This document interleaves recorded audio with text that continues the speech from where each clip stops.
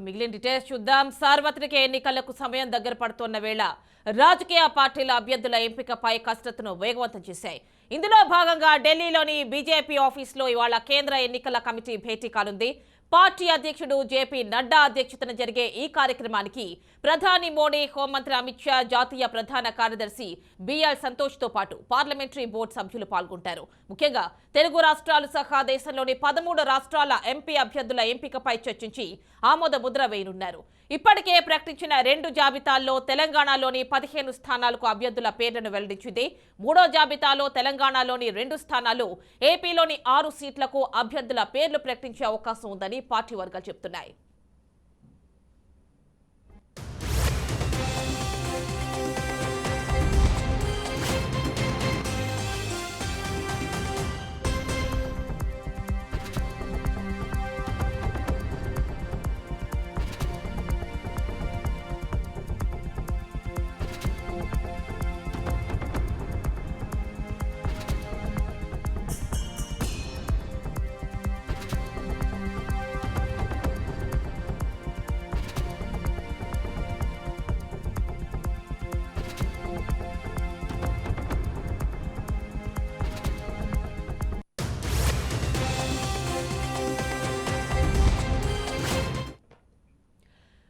ఏపీలో పొత్తులో భాగంగా బీజేపీకి వచ్చిన 6 సీట్లకు అభ్యర్థులను ప్రకటించే అవకాశం ఉంది. వీటిలో అనకాపల్లి, విశాఖతో పాటు పలు కీలక స్థానాలున్నట్లు తెలిసిందే.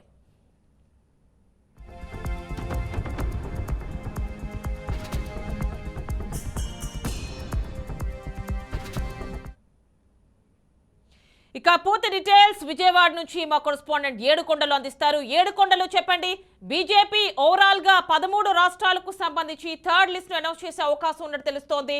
అయితే ఎస్పెషల్లీ ఏపీకి సంబంధించిన వాళ్ళకి కూటమిలో కేటాయించినటువంటి 6 స్థానాలకి సంబంధించి ఈ లిస్ట్ లో ప్రకటించే అవకాశం ఉన్నట్లుగా సమాచారం వస్తోంది. ముఖ్యంగా అనకాపల్లి, అదేవిధంగా విశాఖ, ఈ రెండింటికి కూడా సంబంధించి ఇవి 2 చాలా ఇంపార్టెంట్ సీట్స్ కాబట్టి వీటిలో కూడా ఇప్పుడే ప్రకటిస్తారు ఈ థర్డ్ లిస్ట్ లో అన్నట్టుగా ఇన్ఫర్మేషన్ వస్తోంది. పూర్తి డీటెయిల్స్ ఇవ్వండి. ఇటు ఏదైతే ఆంధ్రప్రదేశ్ లో ప్రస్తుతానికి బీజేపీ అభ్యర్థుల లిస్ట్ అయితే ఇంకా ఖరారు కాలేదు. అయితే ఇప్పటికే జాబితాను అయితే సిద్ధం చేసుకుని ఈ రోజు ఉదయాన్నే అటు బీజేపీ రాష్ట్ర అధ్యక్షురాలు పురంధరేశ్వరి ఢిల్లీకి వెళ్ళడం జరిగింది. ఈ రోజు ఢిల్లీలో ముఖ్యంగా బీజేపీ పార్లమెంటరీ సంబంధించి కమిటీ అయితే ఈ రోజు భేటీ అవుతుంది. పార్లమెంట్ అభ్యర్థులను ఖరారు చేసే విధంగా దేశవ్యాప్తంగా కూడా ఈ రోజు ఖరారు చేయనున్నారు. దానికి సంబంధించి ఇప్పటికే కసరత్తు అయితే కొనసాగుతుంది. ఇప్పుడు భేటీ కొనసాగుతుంది. అయితే ఈ యొక్క కమిటీ భేటీ అనంతరం ఏపీకి సంబంధించినటువంటి అభ్యర్థుల యొక్క లిస్టు కూడా ఈ రోజు భేటీ అనంతరం ఏపీకి సంబంధించినటువంటి అభ్యర్థుల యొక్క లిస్టును కూడా ఈరోజు అటు పురంధరేశ్వరి విడుదల చేసేటువంటి అవకాశం కూడా మనకి తెలుస్తూ ఉంది. అయితే ప్రస్తుతానికైతే ఆంధ్రప్రదేశ్లో చూస్తే ఇప్పుడు బీజేపీ పోటీ చేసేటువంటి స్థానాల వరకు అయితే మాత్రం కొన్ని ఇప్పుడు ఖరారైనవి.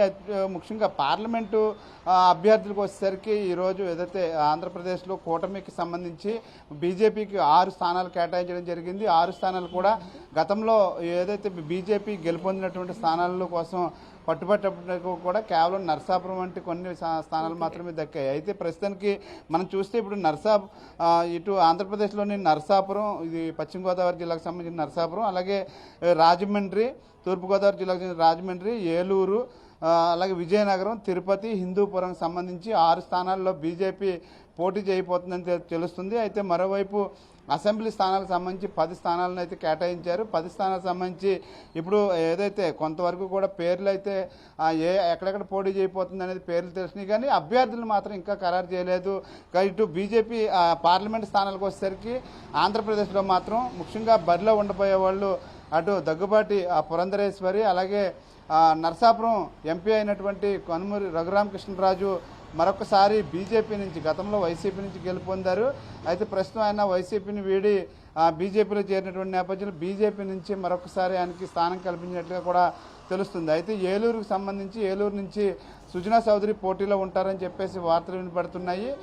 అటు రాజమండ్రి నుంచి పురంధరేశ్వరి, అలాగే విజయనగరం నుంచి మాజీ ఎమ్మెల్సీ అయినటువంటి మాధవ్ ప్రస్తుతానికి ఎంపీగా పోటీ చేయబోతున్నారని చెప్పేసి తెలుస్తుంది. అయితే హిందూపురం, తిరుపతికి సంబంధించి ఇంకా అభ్యర్థులు ఖరారు కాలేదు. అయితే సీఎం రమేష్కి ఆ 2 ప్లేస్లో ఒక స్థానం మాత్రం సీఎం రమేష్కి ఇచ్చేటువంటి అవకాశం ఉన్నట్లు తెలుస్తుంది. ఈయన ఇటు టీడీపీలో రాజ్యసభ సభ్యులుగా ఉండి అటు బీజేపీకి వెళ్ళినటువంటి వ్యక్తుల్లో ఇటు సుజనా చౌదరి అటు సీఎం రమేష్ ఇద్దరు కూడా టీడీపీ నుంచి బీజేపీకి వెళ్ళడం జరిగింది. అయితే ప్రస్తుతానికి వారిద్దరూ కూడా బీజేపీ నుంచి మరొకసారి ఎంపీ స్థానాల కోసం అయితే పోటీ పడుతున్నట్టుగా తెలుస్తుంది.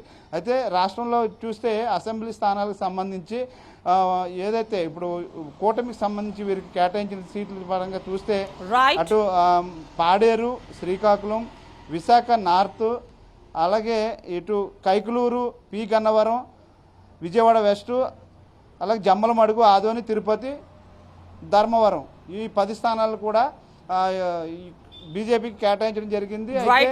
ఈ రోజు సాయంత్రానికల్లా పురంధరేశ్వరి